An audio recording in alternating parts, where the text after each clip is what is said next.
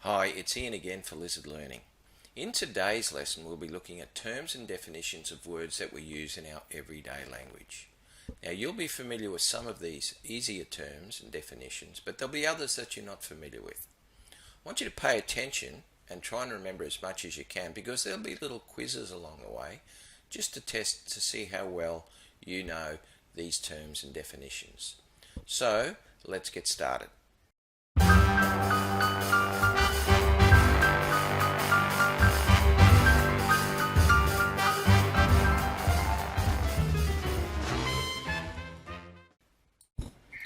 Nouns. Nouns are the names of things, people, emotions, feelings, animals, or places.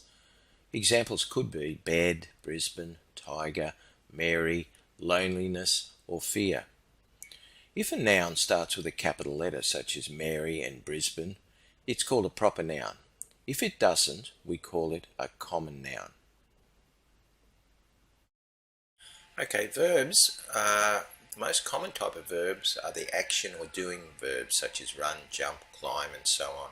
But there are also having verbs, have, has, and had, as well as being verbs, am, is, are, was, and were. Verbs are often expressed in tense, which is past tense, present tense, and future tense. Okay, well, now we're going to explore what a plural is. A plural, it means more than one of a noun. For example, one chair, two chairs, one car, two cars. Generally speaking, to make a plural, you add s or es to the noun, but there are some exceptions, so let's have a look. Plurals are words that indicate more than one of a noun. For example, tractors, churches, fingers, mountains, and so on. Generally speaking, if a word ends in s, sh, ch, x, or z, then you add es to the singular version of the word. Well, there's many exceptions to that simple rule. For example, some words are only plural and never singular. For example, scissors and pants. You can't have one scissor or one pant. You can have a pair of scissors and a pair of pants, but they're always plural. And also in reverse, some words don't have a plural version. For example, salmon. You go and catch one salmon, you catch 5 salmon. It's always got the singular version. Remember, the English language is quite complex and there's always exceptions to most rules. Next, we'll have a quick look at compound words. Compound words are words made up of two or more smaller words. Compound words are two or more words joined together to create a new meaning. Examples: firefly, softball, redhead, keyboard, cupboard, makeup, notebook, and so on. They can also include hyphenated words, such as mother-in-law. Right, well, the next part of the lesson we're going to be looking at synonyms and antonyms. Synonyms are words of the same or similar meaning, and antonyms are words of opposite meaning. Okay, some examples of synonyms are hardworking, diligent, determined, industrious. For intelligent, bright, smart, brilliant, clever. For mean, unfriendly, unpleasant, bad-tempered, and difficult. Okay, antonyms can be created by adding a prefix or a beginning to the word.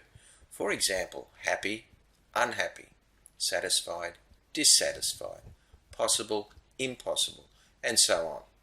Other examples include sad and happy, large and small, courage and fear, leave and arrive. Right, well, the next part of the lesson we're going to be talking about contractions. Now, a contraction is where we create one word from two larger words. Generally speaking, a contraction has an apostrophe in it. Let's have a look. Some common examples of contractions include aren't, from are not, cannot becomes can't, could not becomes couldn't, did not didn't, and does not doesn't.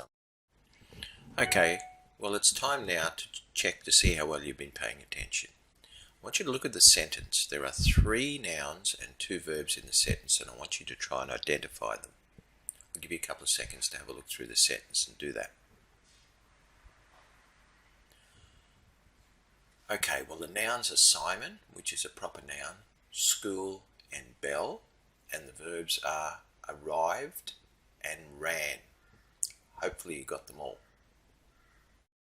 Okay, I want you to look at this sentence and I want you to change all the singular forms of the words into plural.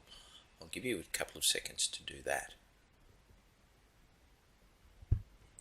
Okay, well, you should have said the girls, Girls, fell into the bushes, Bushes, and tore their, Their, skirts, Skirts.